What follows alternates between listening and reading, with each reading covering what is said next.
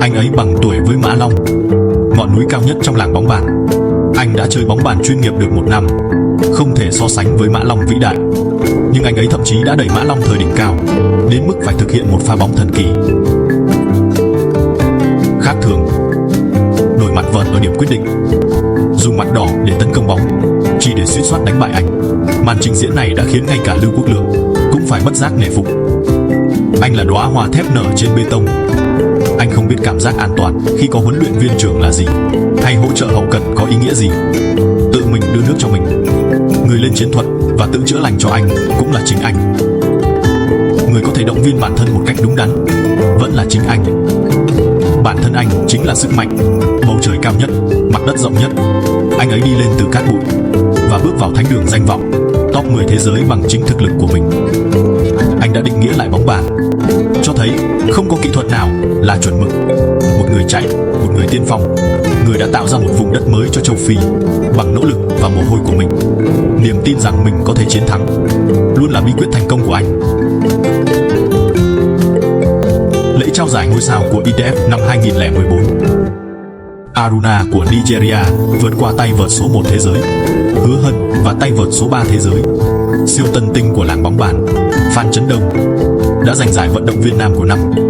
Vào khoảnh khắc này, gã du côn trong bộ vest đã chứng tỏ sức mạnh của giấc mơ. Chào buổi tối, chào buổi tối.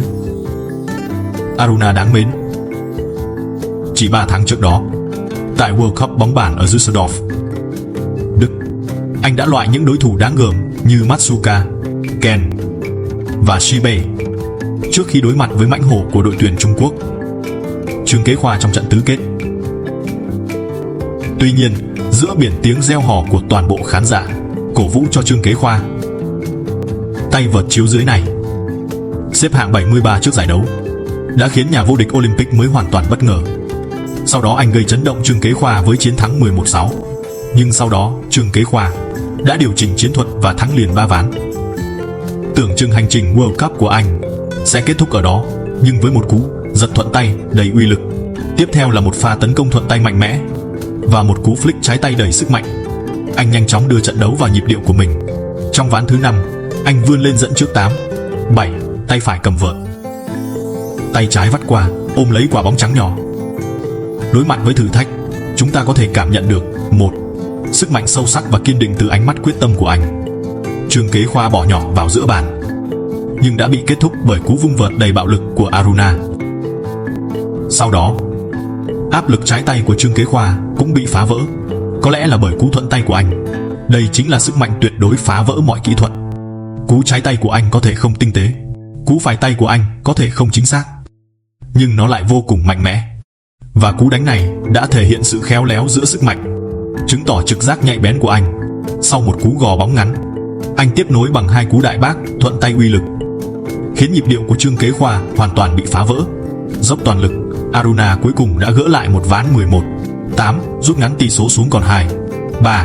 Dù cuối cùng anh đã thua trận đấu, sau đó anh nói rằng đó là trận đấu khó quên nhất trong sự nghiệp của anh. Vì điều này, tôi sẽ dâng lời cảm tạ đến Chúa. Từ hạng 237 thế giới vào tháng 2 năm 2014, đến sau World Cup đã vươn lên hạng 30. Sự kiên trì của Aruna, bản thân nó là một thước đo tuyệt đẹp của môn thể thao này, môn bóng bàn. Khoảng cách giữa Trung Quốc và phần còn lại của thế giới không lớn như số lượng huy chương vàng thể hiện. Cơ hội không hoàn toàn bị từ chối chỉ vì nơi bạn sinh ra hay màu da. Năm 1988, tại một thị trấn cổ ở bang Oyo, Tây Nam Nigeria, châu Phi, bóng đá đã trở thành biểu tượng tinh thần cho sức mạnh của quốc gia họ, một nguồn hy vọng cho đất nước. Họ vừa về nhì tại Cúp Châu Phi trong trận chung kết Cúp các quốc gia châu Phi, và thậm chí đã đánh bại Tây Ban Nha tại World Cup. Họ đã khẳng định được vị thế trên đấu trường bóng đá quốc tế. Nhưng sống trong một túp lều nhỏ với 7 anh chị em cùng cha khác mẹ, Aruna không có điều kiện xa xỉ để lựa chọn sở thích của mình. Cha cậu có 3 người vợ, nhưng ông chưa bao giờ có mặt trong cuộc đời Aruna. Mẹ của cậu, một giáo viên, chỉ hy vọng con trai mình có thể thành công bằng con đường học vấn. Tuy nhiên, sự tình cờ cuối cùng đã nhường chỗ cho định mệnh. Năm 7 tuổi, Aruna thấy nó thú vị và bắt đầu chơi bóng bàn. Nhưng cách chơi của cậu có lẽ hơi khác biệt. Họ sẽ vẽ một đường kẻ trên bàn đá để tạo ra phiên bản bàn bóng bàn của riêng mình. Không có vợt. Họ tự làm vợt từ những tấm ván gỗ mỏng và miếng bọt biển. Rồi họ sẽ dùng tiền tiết kiệm của mình để mua bóng bàn. Sau 3 năm tưởng chừng như chỉ là trò chơi trẻ con, cậu đã giành được một chức vô địch. Và thế là cậu dấn thân vào con đường bóng bàn chuyên nghiệp. Năm 12 tuổi, cậu đã là nhà vô địch trẻ quốc gia của Nigeria. Năm 18 tuổi, cậu trở thành một ngôi sao đang lên ở Nigeria. Năm 24 tuổi, cậu tham gia kỳ Olympics đầu tiên của mình, nhưng không may bị loại ở vòng thứ 2. Nhưng lối chơi của cậu giống như một trận cháy rừng trên thảo nguyên châu Phi đầy độc đáo. Nhưng bạn không bao giờ có thể dập tắt ngọn lửa hy vọng của cậu ấy, nơi chứa đựng sự sống. Vào ngày 9 tháng 8 năm 2016 tại Rio Arena, người hâm mộ đã hô vang tên người đàn ông này. Tên anh là Quadri Aruna. Hôm nay là sinh nhật lần thứ 18 của anh. Và đối với các tay vợt châu Phi tại Thế vận hội, đó là một khoảnh khắc lịch sử. Trên mảnh đất bóng bàn cằn cỗi, anh đã làm cho hoa nở khắp nơi. Bởi vì anh, Đế Long hủy diệt cũng bị lu mờ. Lúc đó, Mã Long mồ hôi nhễ nhại và thở hổn hển. Lưu Quốc Lượng còn có vẻ mặt nghiêm trọng hơn. Chỉ đạo quyết liệt trong 2 ván đầu, Mã Long nhanh chóng thắng 11-4 và 11-2.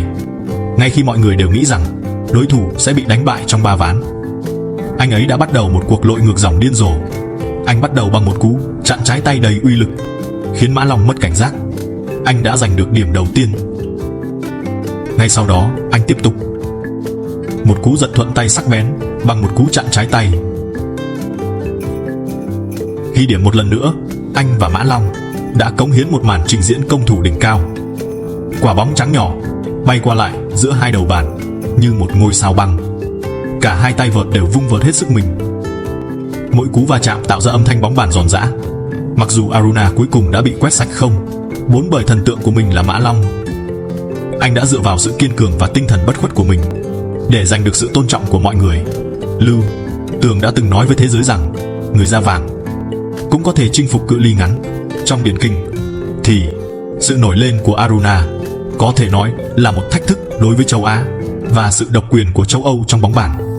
Hóa ra người châu Phi cũng có thể chơi bóng bàn.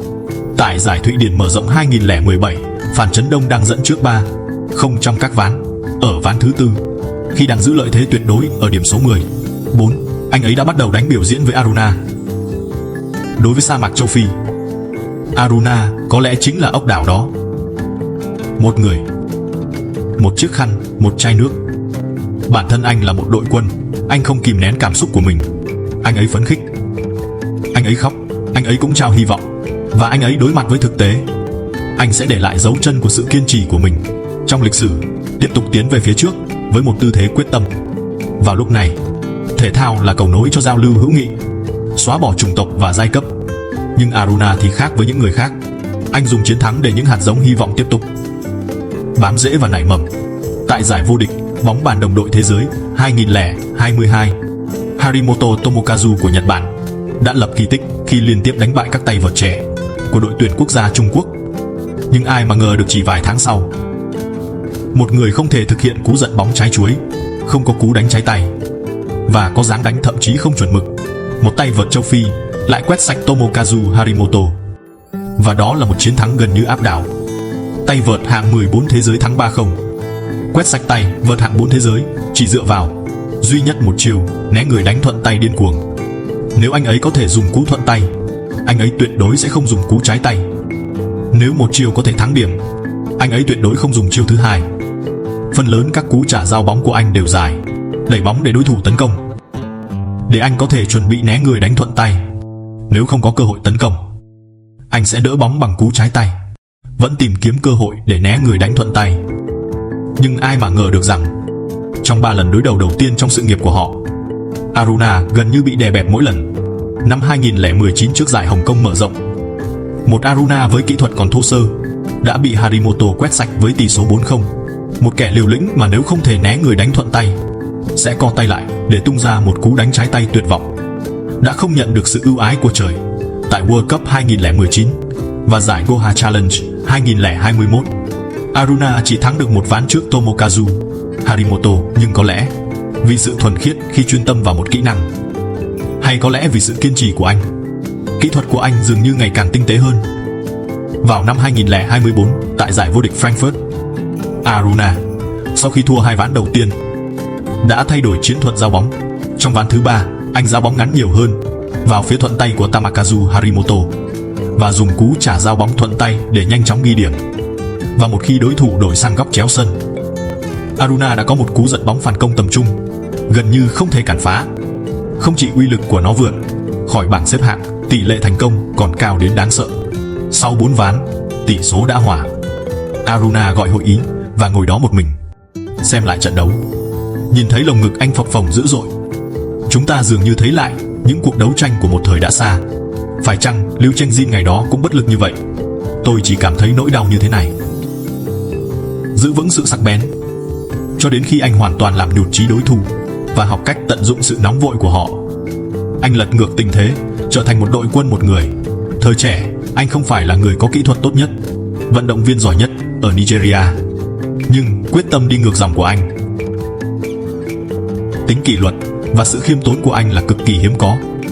Khi còn trẻ, anh chưa bao giờ là ngôi sao sáng nhất trong làng bóng bàn quốc tế, nhưng anh luôn tràn đầy năng lượng.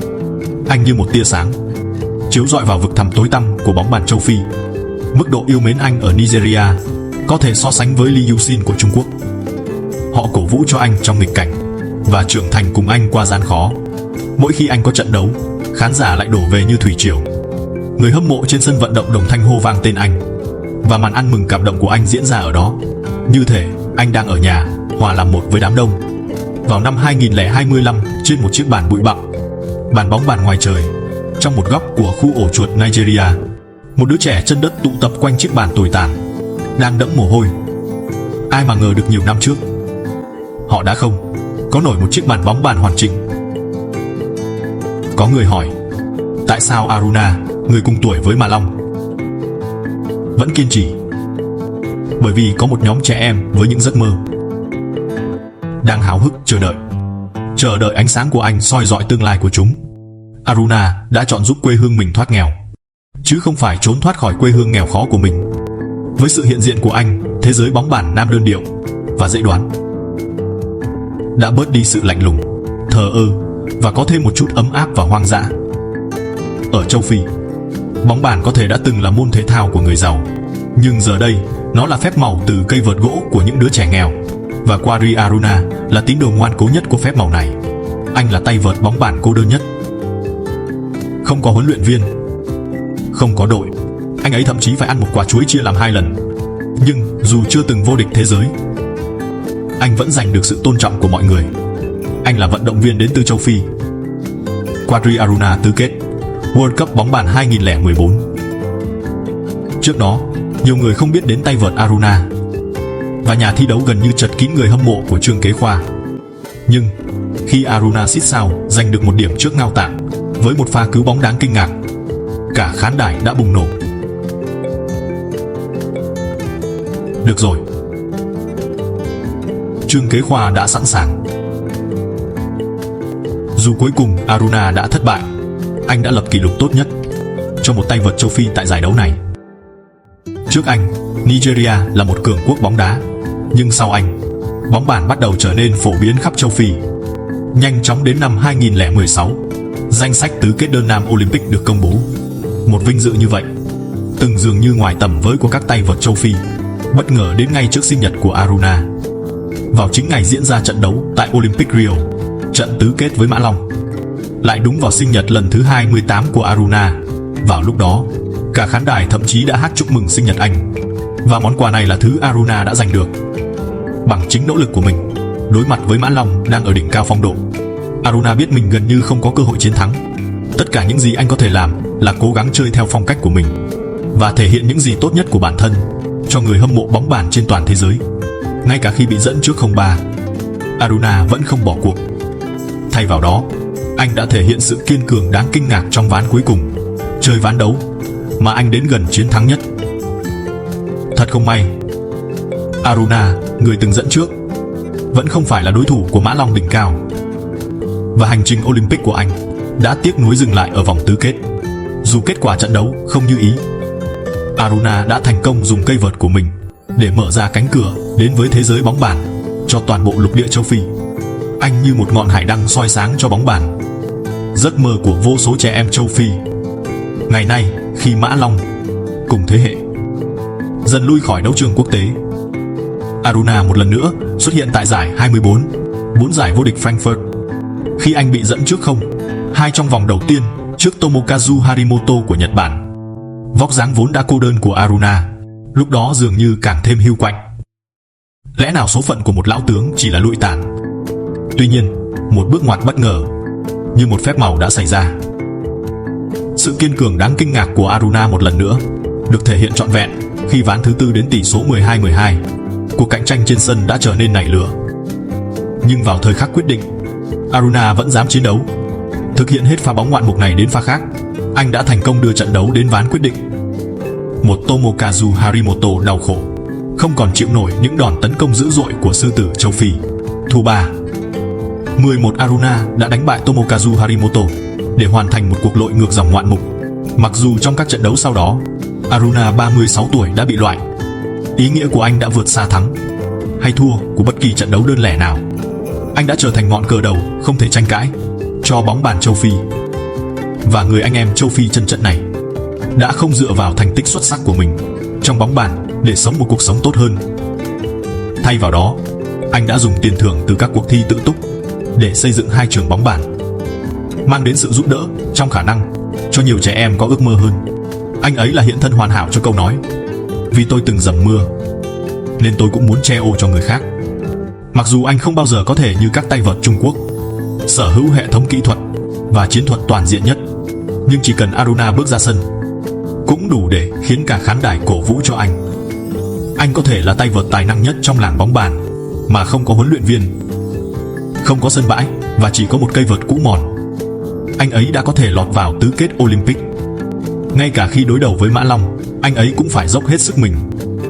Khi các vận động viên khác dùng thực phẩm bổ sung cao cấp, anh ấy chỉ có thể dựa vào một quả chuối để bổ sung năng lượng. Điều gây sốc hơn nữa là anh ấy đã dùng phần lớn tiền thưởng của mình để ủng hộ sự nghiệp bóng bàn ở quê nhà. Anh ấy là chiến binh đơn độc của làng bóng bàn. Quadri Aruna. Năm 1988, Aruna sinh ra tại thị trấn Oyo, Nigeria, là con út trong gia đình có 7 người con. Anh ấy đã phải vật lộn với cảnh nghèo đói từ khi còn nhỏ. Vào năm 7 tuổi, những va chạm và chấn thương thường xuyên trên sân bóng đá đã khiến Aruna chuyển sang đường phố.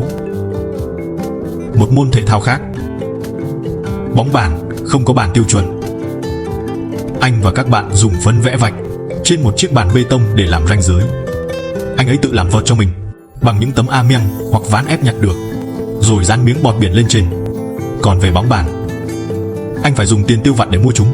Anh đã tiết kiệm trong một thời gian dài. Đến năm 10 tuổi, Aruna theo anh trai đến một câu lạc bộ địa phương để tập luyện. Anh ấy đã có thể một cách đáng ngạc nhiên trả lại những cú đập liên tiếp từ người lớn bằng cây vợt tự chế của mình. Cảnh tượng này đã được chủ câu lạc bộ chứng kiến, cựu tuyển thủ quốc gia Nigeria Bolaran. Vị huấn luyện viên kỳ cựu này ngay lập tức xác định rằng đứa trẻ này có tiềm năng phi thường và đưa ra lời mời đào tạo chuyên nghiệp. Kể từ thời điểm đó, Aruna đã có cây vợt chính thức đầu tiên trong đời. Năm 2006, Aruna giành huy chương bạc đơn nam tại giải vô địch quốc gia Nigeria. Kể từ thời điểm đó, anh đã khẳng định được vị thế của mình trong làng thể thao trong nước. Thế vận hội London 2012 là lần đầu tiên Aruna bước ra sân khấu quốc tế. Lúc đó anh vẫn còn vô danh, tự bỏ tiền túi đi đến nhiều quốc gia để thi đấu, thậm chí không có một đội ngũ hỗ trợ ngoài sân để đưa nước cho anh. Cuối cùng, anh bị loại ở vòng thứ 2. Khi ánh đèn sân khấu vụt tắt, bóng dáng anh trông có phần cô đơn. Sau đó, trong vài năm, anh trở thành một lữ khách đơn độc trên sân đấu. Trong khi người khác có huấn luyện viên phân tích chiến thuật, trong giờ nghỉ, anh chỉ có thể tự mình nhớ lại các pha bóng. Những người khác có thực phẩm bổ sung chuyên nghiệp để duy trì năng lượng. Anh có lẽ vẫn đang ăn một quả chuối để nạp năng lượng, nhưng anh đã di chuyển giữa các giải đấu khác nhau suốt cả năm không nghỉ, dồn hết tiền tiết kiệm của mình vào bóng bàn.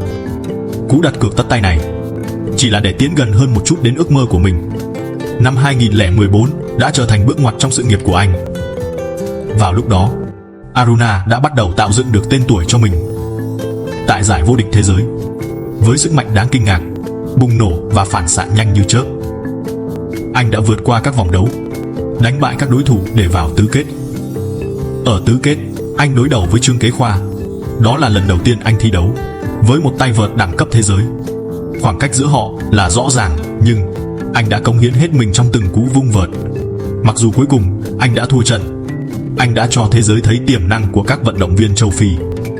Khoảnh khắc vinh quang thực sự của anh là tại Thế vận hội Rio 2016, nơi anh đã đánh bại ngôi sao Slovakia Wang Yang và Choang Chi Yuan của Đài Bắc Trung Hoa, và thậm chí còn áp đảo cả tay vợt mạnh người Đức Timo Boll, chiến đấu để lọt vào tứ kết đơn nam.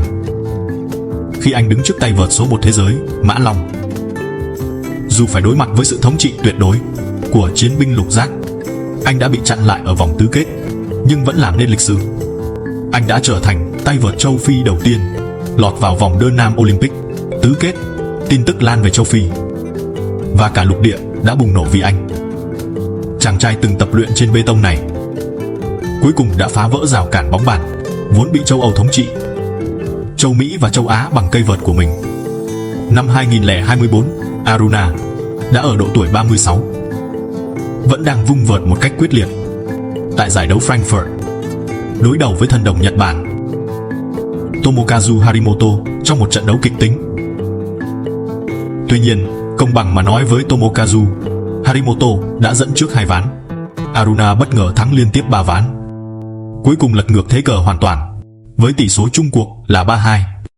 Khi quả bóng cuối cùng chạm bàn, khoảnh khắc Aruna giơ vợt lên, cả nhà thi đấu vỡ òa trong tiếng vỗ tay như sấm. Đây không phải là một chiến thắng bình thường, đó là một chiến thắng nữa trước số phận cho một người đàn ông đã bám lấy cây vợt vượt qua nghèo khó. Hôm nay ở tuổi 37, Aruna vẫn đang thi đấu trên sân, độ tuổi mà nhiều đồng nghiệp của anh đã giải nghệ, nhưng anh vẫn đang theo đuổi quả bóng tiếp theo. Khi trở về nhà, anh không đắm chìm trong danh vọng.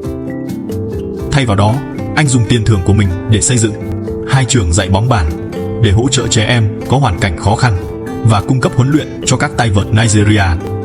Bản thân từng bị mắc mưa, anh muốn che ô cho người khác. Anh biến những nuối tiếc thời thơ ấu thành ánh sáng, soi đường cho người khác. Hơi lệch một chút, nhưng Aruna này đã làm rất tốt ở 2 khía cạnh này. Trở lại Rio 2016, một vận động viên đến từ châu Phi với cú thuận tay tàn bạo đã đánh bại Suwang Kyuan và Bo, 2 huyền thoại bóng bàn. Quadri Aruna, tay vợt châu Phi đầu tiên trong lịch sử lọt vào top 8 Olympic, đối mặt với đối thủ đáng sợ nhất tại Olympic Rio, vòng tứ kết.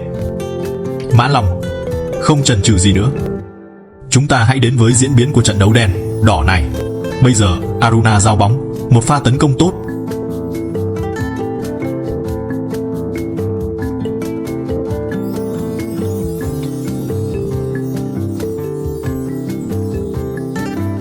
Và trong vài pha bóng hơi lệch một chút, nhưng Aruna này đã làm rất tốt ở 2 khía cạnh này trong quá khứ, và lần này trong trận đấu nó là bạn có thể nói là giống nhau, đó là một cách tiếp cận khác nhưng hiệu quả như nhau. Đây cũng là một đẳng cấp thế giới rất hiếm có. Anh ấy đã lọt vào top 8 Olympic.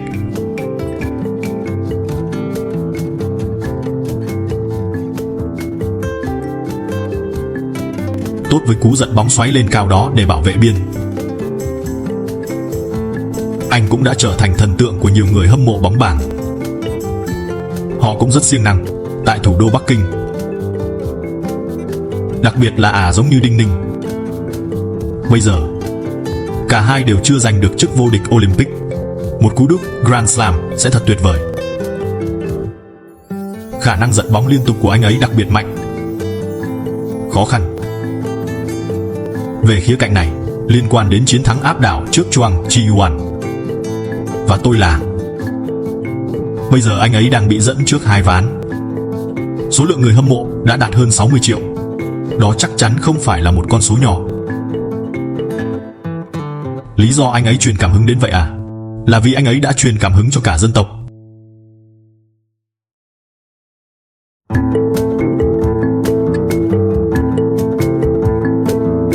Đó là lý do tại sao anh ấy có thể tập luyện đến trình độ như vậy. tiếng Anh của Willian không tệ. Ở Super League, anh ấy cũng đã kiểm soát được. Thực tế thì đối thủ quan trọng nhất của Aruna trong đội đã bị Aruna này đánh bại. Anh ấy nói, tôi hy vọng phong độ của mình tại Olympic ngày càng tốt hơn. Vào đến tận trận chung kết thì tốt nhất. Giao tiếp với Wang Hao. Vì vậy khi Wang Hao đề cập đến, anh ấy cũng khá xúc động với môn thể thao này. Anh ấy tạo ra một cú hích rất tốt. Anh ấy và vợ cùng nhau ở. Cảm ơn tất cả các bạn đã xem và hẹn gặp lại trong video tiếp theo.